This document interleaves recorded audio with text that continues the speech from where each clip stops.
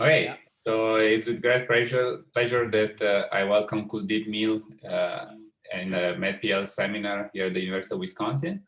And Kuldeep did his PhD at Rice with Moshe Vardi, which is actually when I met him during my own PhD.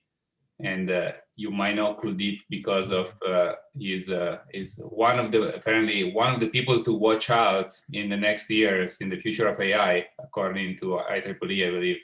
So we're gonna watch him carefully. Don't do anything wrong, Kuldeep. And yeah, you might also know Kuldeep for model counting fame. He has done a lot of great work on basically approximate counting, which is like figuring out how many assignments there are in a SAT or SNT formula.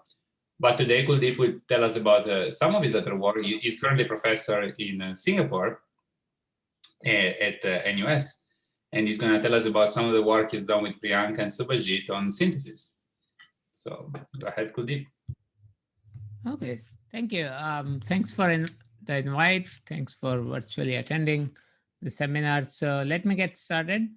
This is joint work with Priyanka Golia and Subhajit Roy. Subhajit is faculty at IIT Kanpur, and Priyanka is a joint PhD student at NUS and IIT Kanpur.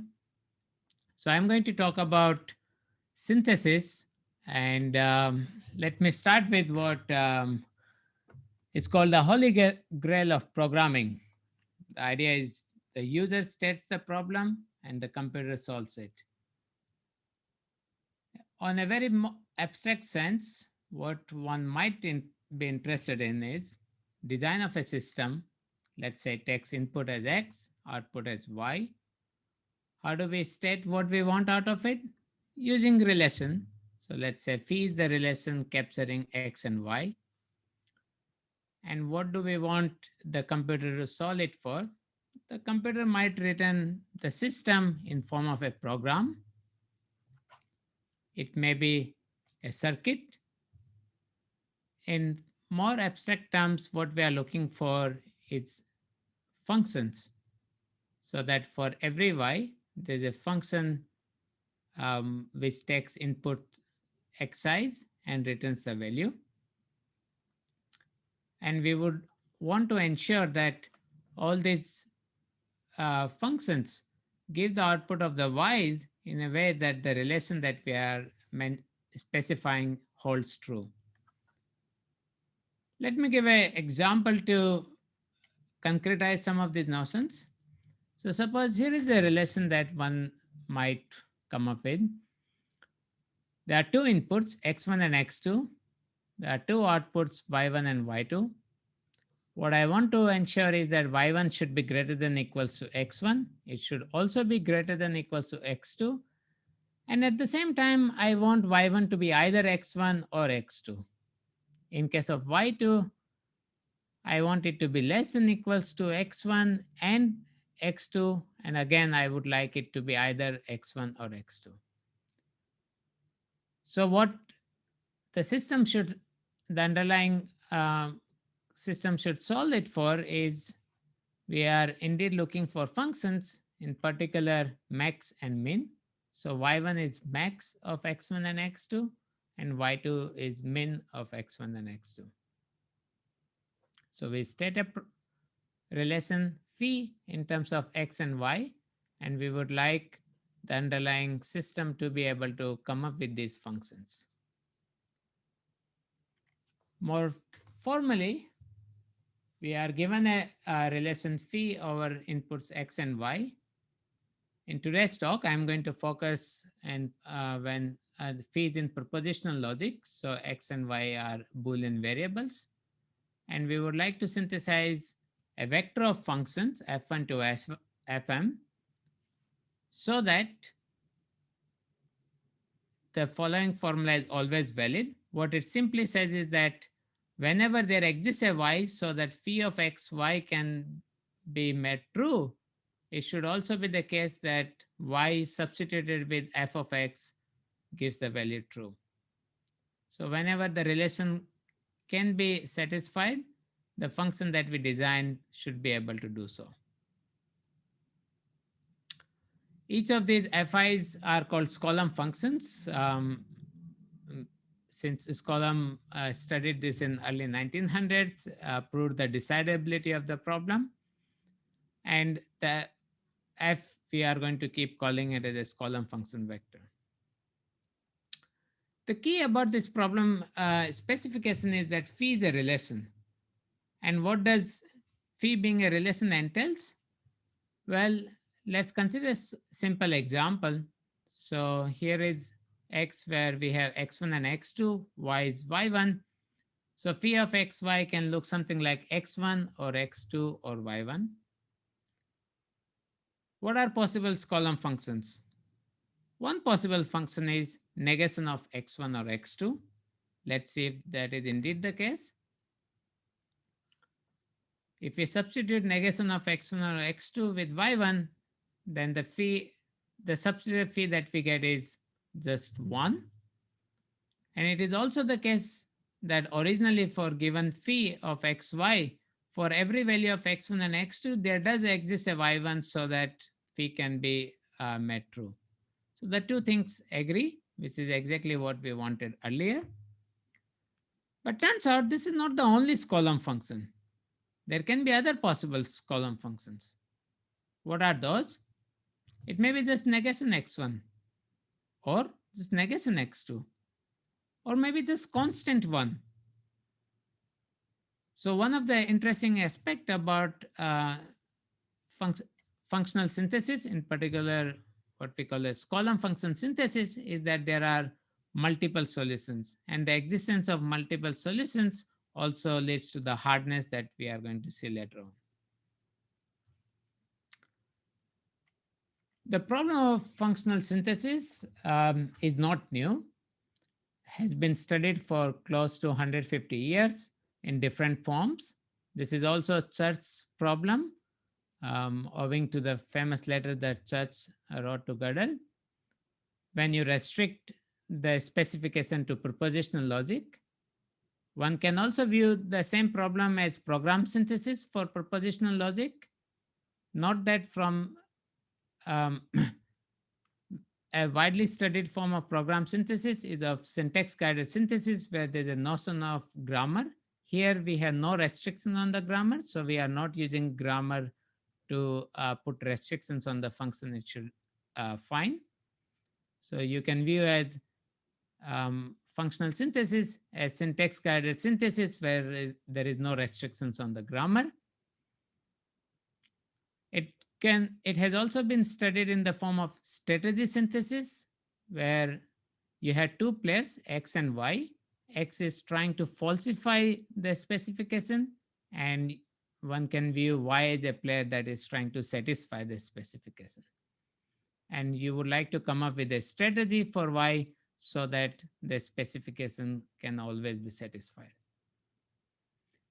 Since there are different names for just one problem, there's no surprise that there has been a lot of work in the past that has looked at this problem from different angles, ranging from the work that tries to find the proof of validity and from the proof tries to extract the functions, work on input-output separation, or recently there has been a lot of work in related to knowledge compilation, where you try to look at phi and convert into a form such as ROBDD or more succinct representations where extracting such functions are easier.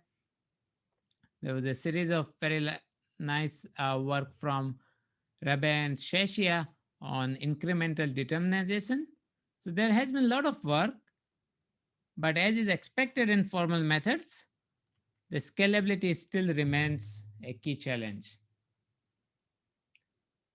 We try to focus on the scalability aspect, and the work that we did tries to take a different route from the earlier approaches. In particular, I'm going to talk about our work Manthan, that is at the intersection of constraint sampling, machine learning, and automated reasoning. Our view was, given a lot of interest recently in machine learning and the success stories, we wanted to ask, is it possible that for functional synthesis, we can take advantage of some of the learning techniques to do that, we needed to figure out how to generate the data. And once we used learning to come up with some approximate answers, we had to figure out how to fix those. So this is how Manthan sits at the intersection of these three areas. There has been recent progress in all the three areas, so we can take advantage of the progress. Day before yesterday, Sholay, who is famous for being the developer of Keras, kind of tried to summarize what has been going on in deep learning, but one can also view for the machine learning. So the tweet was very interesting. It says that machine learning excels at unlocking the creation of early demos of applications, and the part where it struggles is reaching the consistent usefulness. In some ways, the takeaway message from this talk, I hope, would be that formal methods is the answer to machine learning struggles. So I'm going to discuss how we can take advantage of the strengths of machine learning and then use formal methods to ensure to cover up for the part where machine learning struggles. So let me give a quick overview of how Manthan looks like. We start with a relation phi. We had to first generate data. To do that, we rely on constraint sampling. So given a formula, we try to generate the data, which are essentially the evaluations of X and Y. Once we have the data, we are going to rely on learning off-the-shelf machine learning techniques to learn the candidate functions. Once we have these functions, we would like to check if these are correct or not. For that, we are going to rely on formal methods. In particular, we have a verify and repair loop. Once we can certify that the functions, the current functions that we have are indeed correct, we output the function vector f. Let me dive a little bit deeper just to give you a flavor of what's going to come in the rest of the talk. So we'll start with the formula phi, and we are going to generate data. The data is going to, since X and Y are Boolean variables, so it's going to look like discrete table. Once we have the data, then we are going to treat X as the features and Y as the labels. And from there, we would like to construct the decision trees. Once we get these decision trees, our functions are simply all the paths to 1 in the decision tree leaves. Once we have these functions, we are going to fix them.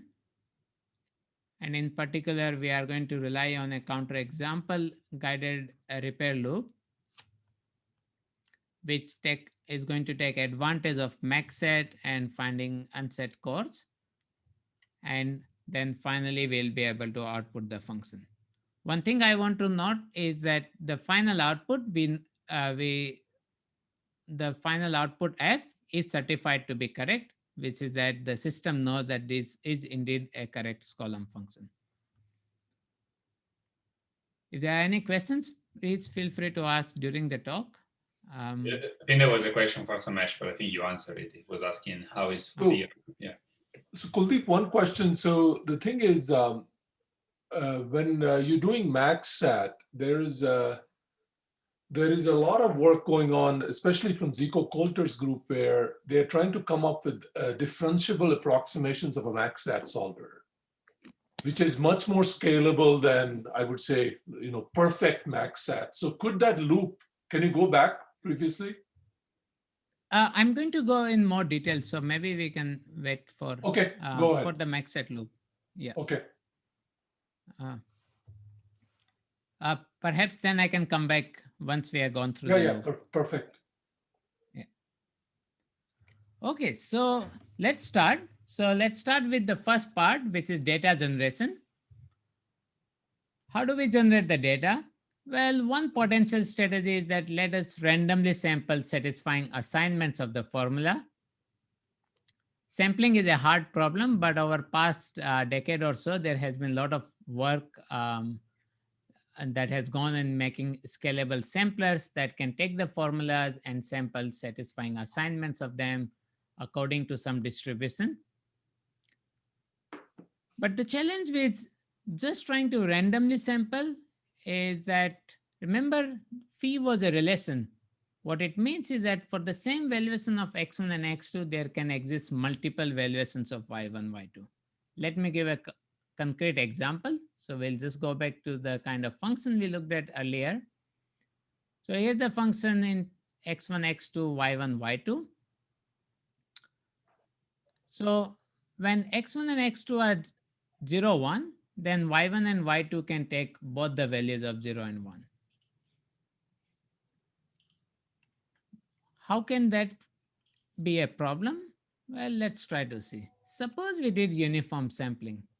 If I do uniform sampling, then I might get one of these entries. All of these are with equal probability. So I might get y1 assigned to all zeros, wherever it could take both the values. And in case of y2, it might be assigned to 1, wherever it could take both the values. What would happen in such a case? The learning technique is going to learn these two possible functions, which is okay because these are two correct functions. However, note that there could exist much more simpler functions. In case of f1, we could have just learned a very simple function, negation x1, or just negation x2, or just a constant 1. Similarly, for f2, it could have been a constant 0. While for a small formula over 4 variables, it looks like, well, what's the big deal? We could have learned a more complicated function. But remember, when we had to deal with formulas involving hundreds of variables, learning large functions are going to require a lot of data and is going to be very hard. So ideally, we would like to generate data in a way that we could learn the simpler functions, because there's a limit to how many samples and the data we can generate. So what is the right sampling strategy? Well, I'm going to discuss one strategy, some heuristics that we designed. Of course, the magical sampler that one would like to do would be to say that it would be really nice when we could somehow figure out that whenever y1 can take both the value 0 and 1, then y1 should always take value 1. And whenever y2 can take both the values 0 and 1, then it should always take value 0. But of course, we do not know that in advance. So let me discuss the heuristic that we had designed. I think there's a lot of scope for improvement of that. To discuss the heuristic, I had to introduce the notion of weighted sampling. So what is weighted sampling? Well, it's essentially you assign a weight to all the variables, and then the weight of an assignment is product of the weight of its literals. In particular, weight of an assignment is product of weight of all the variables that get assigned to 1 and 1 minus the weight of variables that are assigned to 0. For an example, if weight functions assign weight 0.5 to x1 and x2 and assigns weight of 0.9 to y1 and 0.1 to y2, then weight of an assignment sigma 1 is really just multiplying the weight of all these literals. Uniform sampling is a special case where all the variables are assigned weight of 0.5. So how do we use a weighted sampling? Well, what we do is that we do not know what the weight function should be initially. So we are going to generate samples by assigning weight of 0.5 to all the x variables. In case of x variables, we just want to pick some of the samples. But in case of y variables, we generate initial set of samples by assigning weight of 0.9 to yi's and assigning weight of 0.1 to yi's. So we generate a small set of samples by trying to bias yi's towards 1 and also trying to bias yi's towards 0. So we generate two independent samples. Then for each of the yi, we see well, where do these yi's tend to get biased towards? Are they getting biased more towards 1 or more towards 0? If we see such a pattern, then we compute the appropriate QIs. If we do not see, then we just assign those values to 0.5. So this is just one heuristic that we designed. I'm going to discuss at the end how much impact it has. And I'm also going to, hopefully our results will convince that there is much more that needs to be done on this end. So that was first part where we start with the formula and we had to generate the data. Data is set of valuations to X and Y that satisfy the formula phi, but we had to also generate it with according to some weight distribution. Now, once we have this data, we can go about trying to learn. In particular, we are going to rely on standard, very off-the-shelf classifiers such as decision trees. Why so? They are easy. Most of the libraries implement it and naturally fit the notion of functions. So we have the data that looks of this form here, and we would like to learn the functions for y1 and y2. When we are trying to learn functions for y2, we can learn a function in terms of x1, x2, and y1. So the features are going to be x1, x2, and y1, and the label is going to be y2. When it comes to y1, we are going to learn a function in terms of x1 and x2, and the label is just going to be y1. Note that all we want to ensure is there should be some acyclicity between yi variables. So it is okay to learn function for y2 in terms of y1, as long as you have learned function for y1 not in terms of y2, right? I can formalize this. Essentially, whenever we want to learn function for yj, so whenever we want to learn the function fj, the set of features is the valuations of the x and all the variables that yj doesn't, that are not dependent on yj. And then the valuation of the label is going to be the valuation of yj, and we are going to learn a decision tree classifier.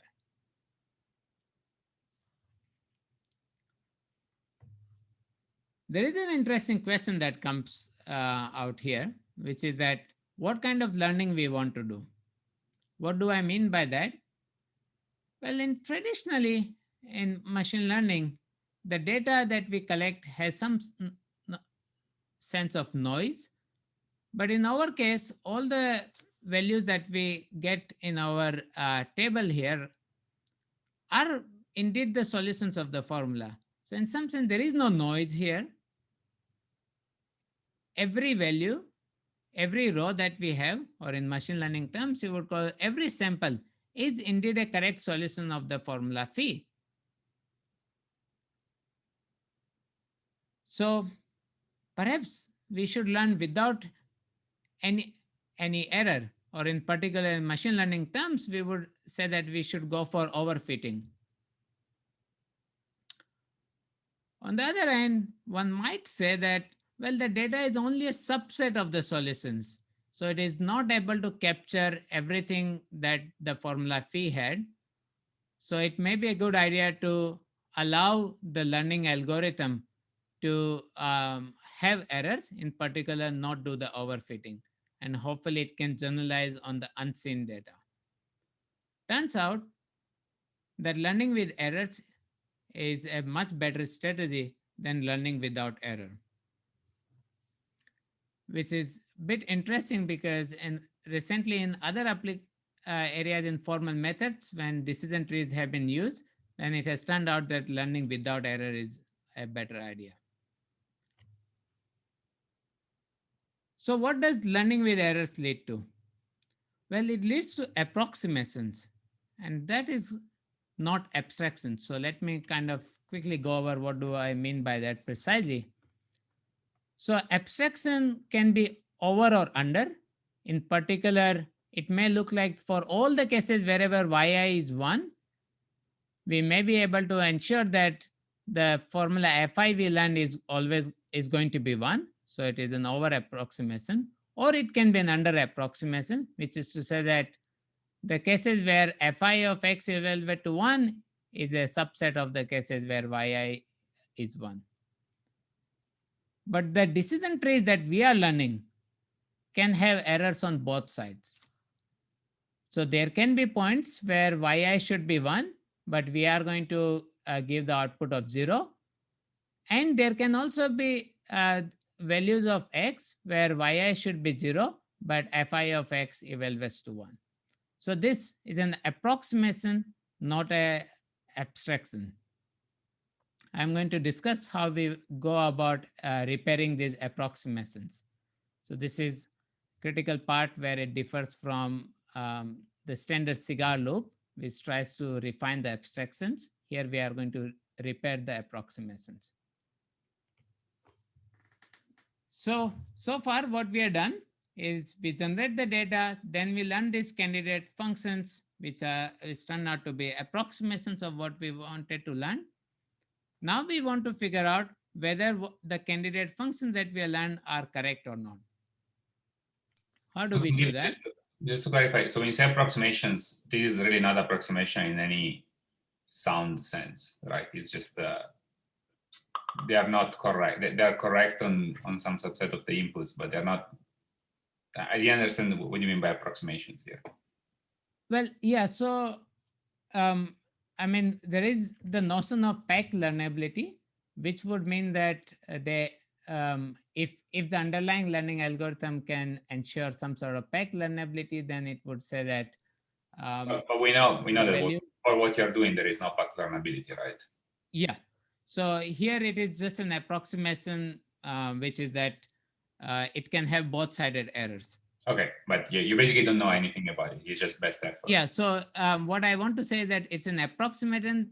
It's not probably correct approximate. So, okay. Okay. So.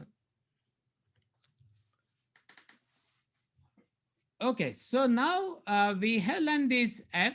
So one question that comes out is that how do we check the F that we have learned are correct or not? There's a very nice construction due to John et al., which is to say that we can try to check, we can just check the satisfiability of a formula E, which is also called as error formula. And the way this error formula is constructed is as follows. So we are going to have phi, which is with x and y. Then we are going to have another copy of phi, where we substitute y with y prime. And we would like to ensure that all the y prime are equal to f. So what does it mean? Let's try to look at it. If I tell that this formula is unsatisfiable, then what it implies is that whenever, for every x, whenever y, there exists a y that can satisfy phi, there also exists the valuations that are coming out of f of x will also satisfy, because they had to falsify negation phi. So they are going to satisfy the underlying formula phi. In other words, the error formula is unsatisfiable if and only if exists y phi of xy is equivalent to phi of x comma f of x. This was precisely the requirement of functional synthesis. What if this error formula is satisfiable? Well, it means that there exists some assignment to x and y so that phi of xy could be satisfied, but for the same valuation of x, if you look at the outputs of f of x, when they get substituted, phi of x comma y prime gets falsified. So there is a counterexample that we can get out of it, and we'll have to repair with respect to this counterexample. So again, this error, we have a formula. If it is unset, then we know that the functions that we learned are correct, and we can just output them. If it is satisfiable, then we get a counterexample, and we have to repair with respect to the counterexample. So, but Kuldeep, So for the let's John see. thing, does F have to be does it affect this stuff? Because F is actually in your case an approximation that you learn, right? Or is Yes. this So I think, yeah. So the property is that whenever the error formula is unsatisfiable, then F is essentially the following holds, which is that exists I see. So it doesn't whenever. matter whether F is an abstraction or approximation, nothing. Yes, it's just an arbitrary formula. I see. Okay. So the result is much more stronger in the sense that for any F for which the error formula is unsatisfiable, then that F is indeed a correct column function. Okay, got it. So this is just really, you can use it. If the formula is unsatisfiable, we know that F is correct. So let's see, how do we repair these candidates? Well, let's take an example. Suppose the counter example that we got, sigma, for x1 and x2, let's say they are assigned value 1 and 0. There exists an assignment to y1 and y2, assigning both to 0. And the current function that we have learned give an output of 1. So at this point, the question is, what yi should we try to repair? The first answer is that we should try to repair all the yi's that don't agree with yi primes, right?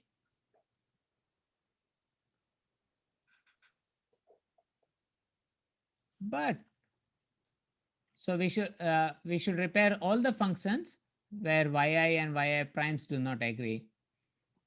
But do we have to really repair with respect to all the functions? Remember, the phi is a relation. So the idea of it being a relation strikes again. It may have been the case that there could have been, when x1 and x2 are 1 and 0, it is also possible that if we assign y1 to 1 and y2 to 0, that also satisfies the relation. And if we knew that y1 to 1 also satisfies the relation, then we say, well, the y1 prime that we have learned so far, where y1 prime is the output of our column function, is also giving an output of 1. So we don't have to do anything to repair the function f1. And we would have to only repair the function f2. So what's going on? The solver does not know that it should try to come up with a counterexample that can match as much as possible with the output of the candidate functions we have learned. So how do we get the solver to know this? This is where we can rely on maxset. So what is our maxset formulation? Standard maxset is a set of hard clauses and soft clauses, and a maxset assignment should satisfy all the hard clauses, and it should try to satisfy as many soft clauses as possible. So in this case, we would like to say that the hard clauses are essentially phi of xy, where x is substituted with sigma of x, because for the current counterexample sigma, we want to find an assignment to all the y's with our desire that they should be as much possible as equal to sigma of y prime, because these are the output of our candidate functions. Now we look at the maxset assignment, and for all the soft clauses that got violated, well, we don't have any choice. We'll have to repair the functions corresponding to those. So let's see, how do we go about repairing those functions? So in this case, we have now figured out that y1 can be set to 1. So nothing to be done to the function f1, because that is also giving an output of 1. But in case of y2, it should be set to 0, and we are currently giving an output of 1. So we better be repair it. So what kind of repair we can do? One repair one can say is that whenever x1 is 1, x2 is 0, and y1 is 1, then y2 must be 0. But it would be nice if we could have gotten a stronger repair. What do I mean by that? If somehow I could have figured out that, well, whenever x1 is 1 and x2 is 0, y2 must be 0. So in this case, it does not care about the values of y1. Or even nicer, it would be that if I could somehow figure out that whenever x1 is 1, y2 must be 0. So in more hand wavy terms, what we are desiring is that if we can do a repair that can also fix other possible counter examples, so the repair can generalize to the counter examples that we might not have seen so far. So how do we find such a small beta?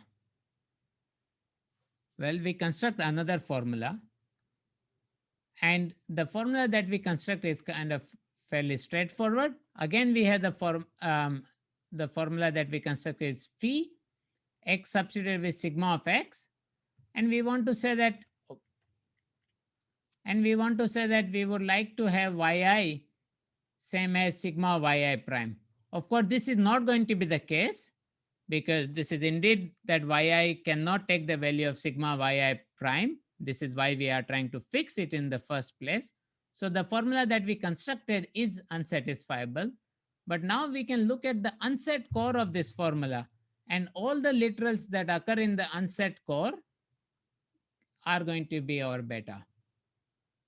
So this relies on the observation that typically when the formulas are unsatisfiable, the core tends to be much smaller. So we can just look at the unset core, and then we can do the repair with respect to that. Something interesting went while we are doing the repair. So let me discuss a little bit more. We started with the decision trees, right? So we had the decision trees, and our initial functions were if P1, then P2, and so on. So this is what we started with. And as we are doing the repairs, we are adding these, the repairs are adding constraints of this form, right? If beta 1, then the corresponding variable should take value 1, and so on. And one of the interesting thing is that we start with the original function, and then we make these repairs, and all of those one can view as a two-level decision list, where we want to first say that if beta 1, then something should do. If beta 2, then the variable should take value 0. And if none of these betas are true, then we go and look at the output of the original function. So what really happened along the way as we are doing the repair, if you look at the structure of the function, we took a decision tree and we are transformed into a two-level decision list. Decision lists are much more succinct, which helps us in being able to come up with a succinct representation of the underlying function that we are trying to learn. So we start with the decision trees, and then our repairs transform this into a decision list. This strategy helps us because learning decision list directly is hard. There are much more scalable and off-the-shelf tools available for decision trees, but we know that it would be nice if possible whenever if we could learn a decision list. So we try to achieve that through our repair. So let me conclude the whole process. We start with a relation, we generate the data relying on weighted sampling. Once we have the data generated, we learn the decision trees, we do the repair with respect to the counter examples that we get, and along the way, we transform all these decision trees into decision lists. And finally, whenever we reach a point, hopefully at some point where we can say that the error formula is unsatisfiable, which means there is no more any error to be fixed, then we can return the function f we learn.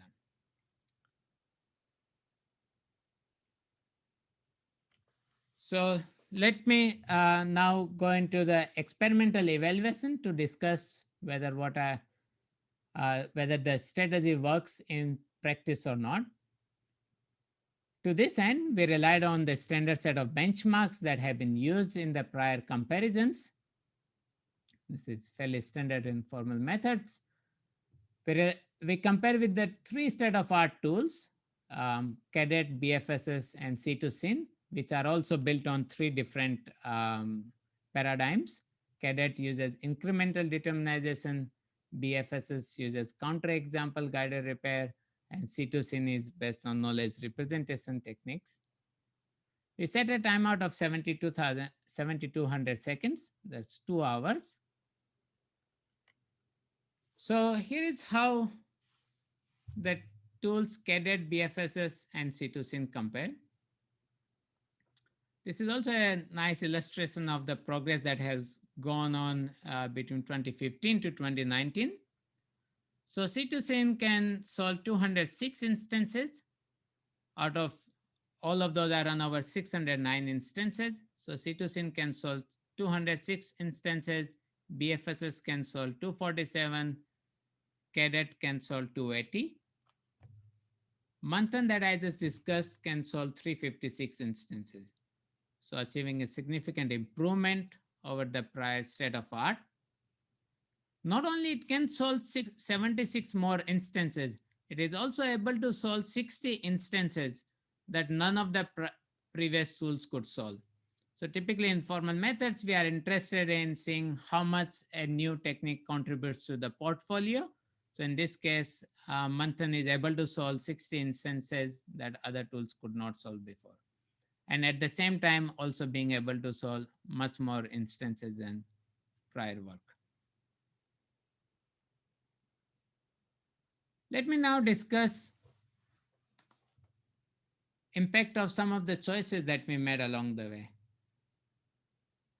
One of the choice was about sampling. Standard machine learning, we know that the quality of data matters a lot. We wanted to see how much in case of, in our case. So to do such an experiment, what we did, we took different kind of possible samplers. A really cheap sampler is you take a set solver and you just try to change the random seed every time and try to generate a sample. Then there has been work that tries to get better quality samplers, better quality samples, but still without rigorous guarantees. And then there are techniques which has much more rigorous guarantees on the quality of sampling they can ensure. And finally, we can compare with respect to doing the weighted sampling that I discussed.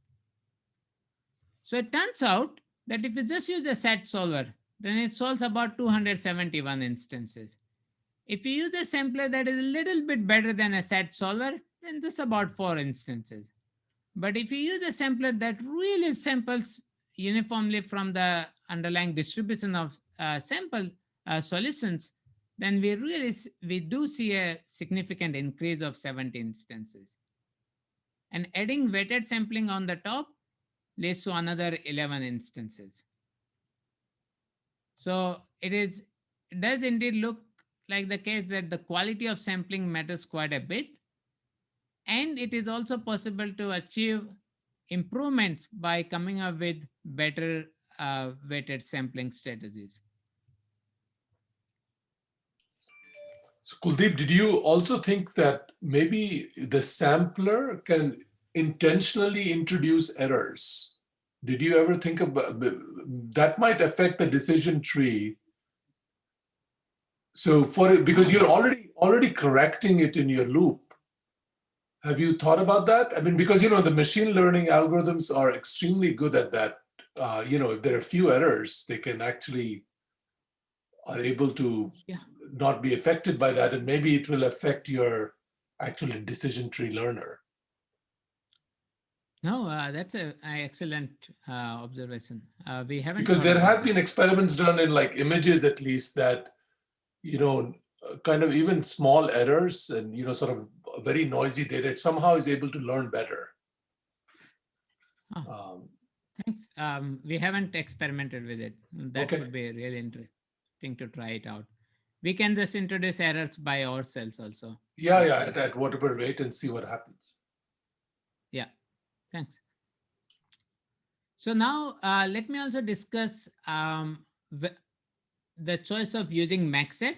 Remember, the choice of maxset was to ask with respect, we could have done the repair with respect to the counter example that was generated by the set solver, but the maxset tried to figure out a better counter example with respect to which we should do the repair. And it does turn out that using the maxset significantly improves on the number of instances Manthan can solve. So this is a significant improvement of 150 instances. So instead of just relying on the set solver to find a good counter example, it helps to pay, it does pay off to spend some more time doing a maxset call and trying to fix with respect to the counter example generated with the help of maxset.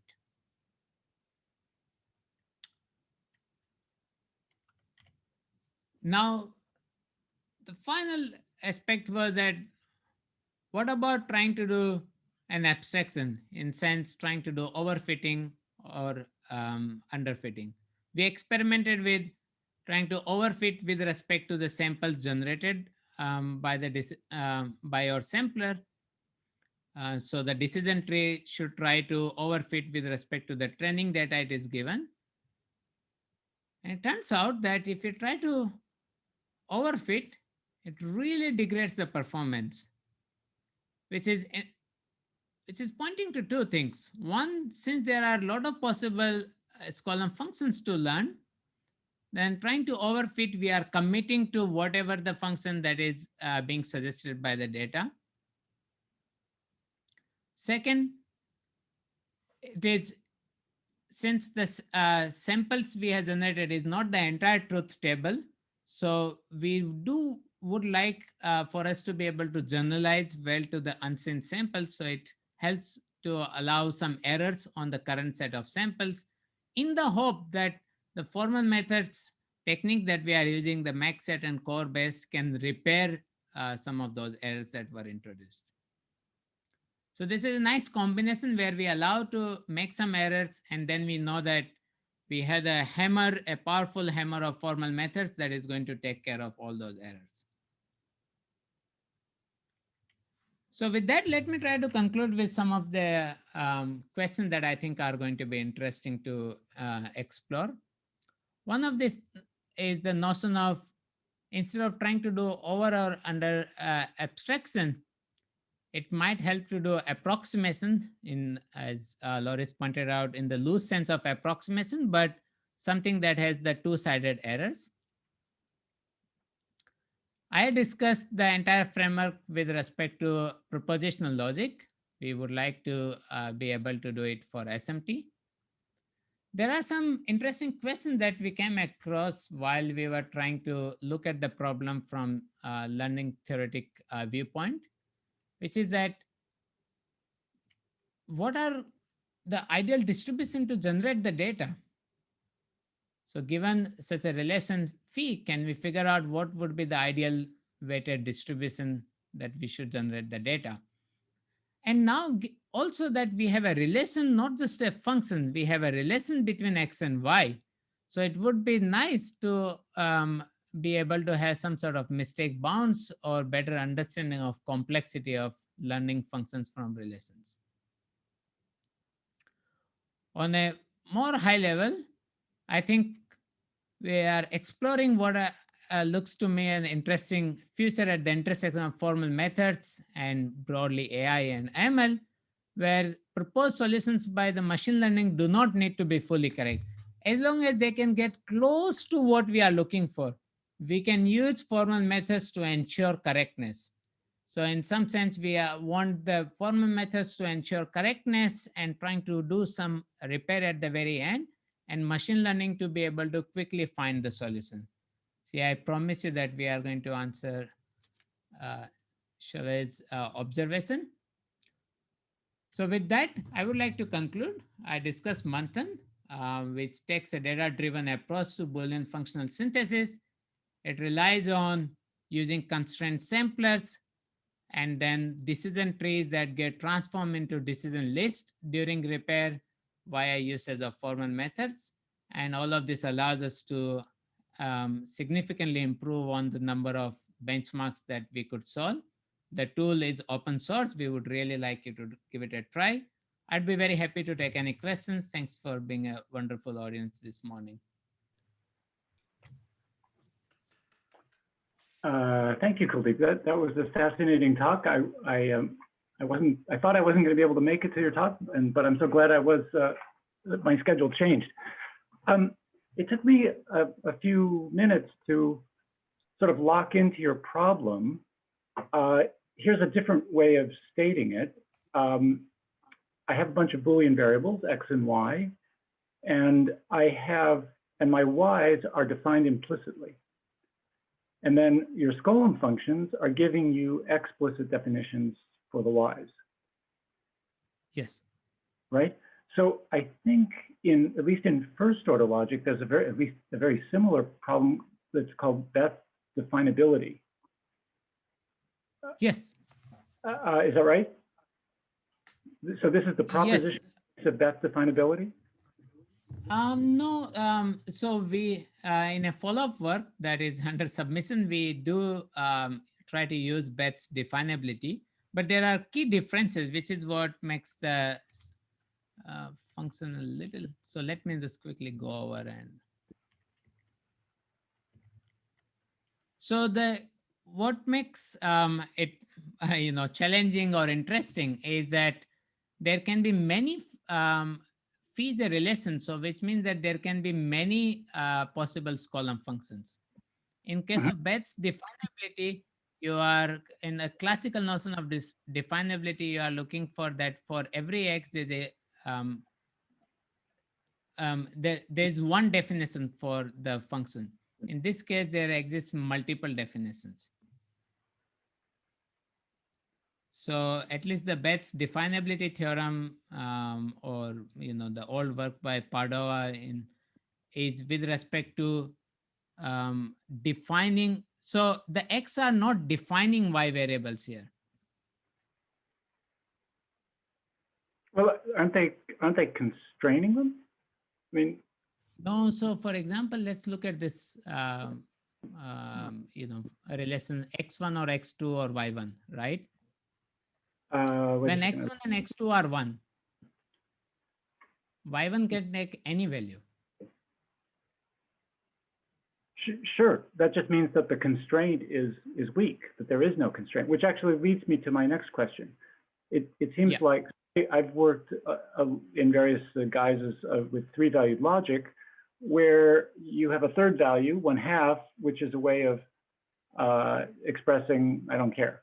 So it's like the electrical engineers also have that with a don't care value. Yeah. So what I was planning to ask to follow up in any case to say, is there some variant definition of this problem where the right answer for certain things is that with certain combinations for X, the value of Y is don't care? Yes, there can be such functions, certainly. For there can be such functions, but the problem definition would be to find an F, or maybe let's call it a G, where G expresses the fact that what you want is a don't care. Yes. I mean, one could try to define with respect to a function. I mean, it becomes then we'll have to, because here it does assume that there's it's going to give a value in 0, 1, but maybe we can also relax the equivalence with respect to taking. So the way I've worked in some past things is where you have a join operator. And so basically the ordering for the join is that 0 and 1 are incomparable, and and 1/2 sits above both. So Oh. in one paper, we allowed our formulas to have a single occurrence of join. And so one formula would describe what it was in order to ensure 0. One formula would describe what it was required in order to ensure 1. And then you took the join of those two. And so that's how, in some cases, when the best answer, the most precise answer was really 1/2, it came up with 1/2. Okay. But Tom, if you I- allow that, what happens to his entire loop, like the decision tree learner, then using MaxSat to fix it, all that stuff? I mean, it will have to be targeted now to the 3-valued logic case? Not necessarily, because when you convert back to, I mean, you can sort of express things in 2-valued logic, and 1/2 just means the value is unconstrained. So you can convert these 3-valued formulas back into 2-valued formulas, and then I think you can make use of standard machinery. So I think we have to be a little bit, I mean, so Thomas, what you're suggesting has some parallels in what people have looked into, but just to answer, one of the things that this error formula depend on is that you would have to define the function, but possibly we can extend some of these operators. So as of right now, it would need for every value of x, we would need to commit to some value of f. Yeah.